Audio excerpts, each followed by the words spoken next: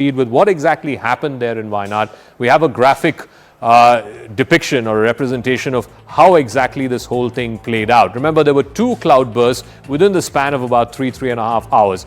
The first one struck about 1 a.m.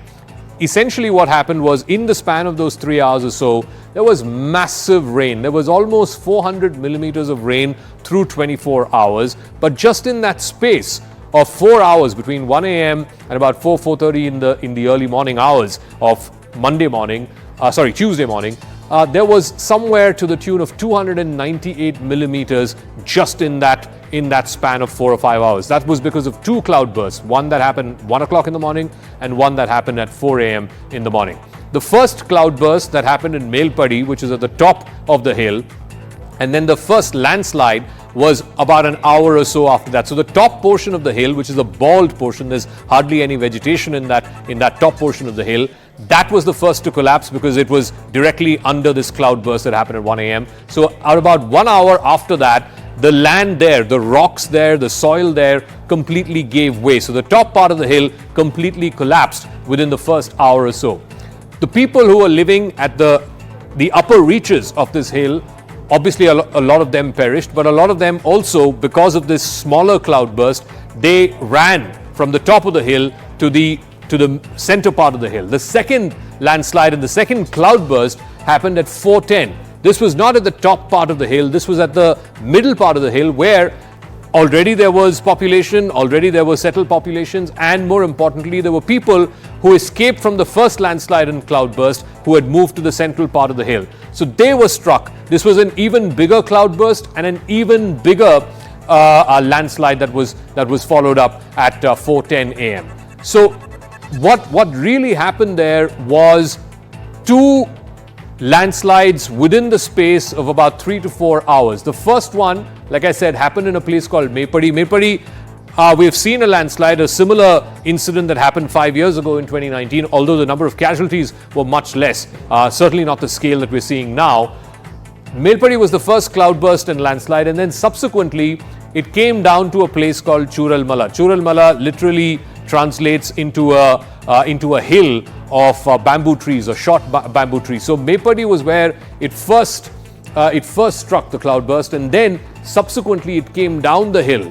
First the landslide, and then subsequently the second cloudburst that happened in this area, which then again further eroded the soil. So from Melpadi, it then affected in the lower reaches, Mundakai, Churalmala. Churalmala, by the way, is not been identified in any of these reports as in the ecologically sensitive zone. But the impact of the cloudburst, the first one and then subsequently the second one, was so much that Churalmala was the place where the maximum number of casualties have happened. And then further down to a place called Atamala, and then Nulpura. So these are the largely affected parts. Melpadi was warned, it was talked about, it's in the higher reaches. But these areas were not warned in any of these commission reports. But because the impact, the amount of rain over a short period of time, and then the amount of land and soil that simply gave way, not once but twice over, that is what led to the large number of casualties that we're now seeing, over 150, and I'm afraid the authorities on the ground there feel that this might go up, because even now, it's been over 24 hours, but even now,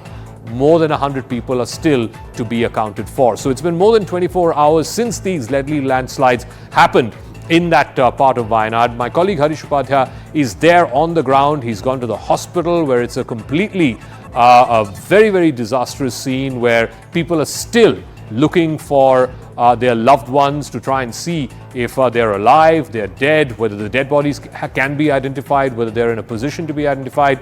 He's also done a report from the sort of rampant proliferation of commercial establishments, whether it's private homestays, private resorts, commercial establishments, all of which have come up in the last decade or so in what is very, very ecologically sensitive areas. Let's play out that report from Harish, my colleague. Although the focus right now is on the rescue and relief operation, there are questions that need to be raised in the coming few days. Did the rampant, unplanned commercialization for tourism result in destruction of Wayanad, making it landslide prone? Look at what's behind me. This is a small hill here, and you have a resort kind of a establishment that's come up. Trees have been chopped so that these cottages have an unobstructed view of the stream that's right next to it, the valley and the other hills around it. What it essentially means, this development has meant that trees have been chopped and then perhaps pillars have been put up so that this is a strong structure. In all this, the stability of this hill might have been compromised, the soil might have become loose, and this is something that we have seen at multiple places. Did the local administration here, whether the panchayat or the government at large, have any sort of a study on what is the carrying capacity of Wayanad? Geologically, these hills are classified as young. They don't have big boulders or big stones like we see in several other hills. This is largely soil that has made up this hill, and many say many of these hills are not really strong, and that's why when you have this kind of a development, it becomes all the more dangerous. Tragic that your relatives moved from their house to be safe from the floods, and the landslide strikes in the same house there. What has happened in those few hours? Were there any signs that there could be landslides here? Actually, around 2 days back, the heavily rain started. Actually, till this, in my experience, so there were no stones coming in normal rain. Actually, 2 days back, actually, my grandmother was in bed. Actually, so my uncle said, "You just come and take my grandmother to my home." So when I went there, one of my friend's mother also were there. So she lived very close to that stream. So she while going, she said, I heard sound like stones are coming in through the water. So how many bodies have been identified now? How many still missing? Around 85 bodies are already identified, and so many bodies are taken. Actually, why I am waiting here, my 2 uncles' bodies are there already. So their families also.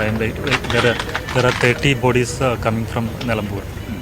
How many from your family is still missing in this landslide? 7 are missing. ഞാൻ Chooramala school റോഡാണ്. അപ്പോൾ വീട്ടിൽ രാത്രി പിന്നെ ഞാൻ ഒറ്റയ്ക്കാണ് ഉള്ളത്.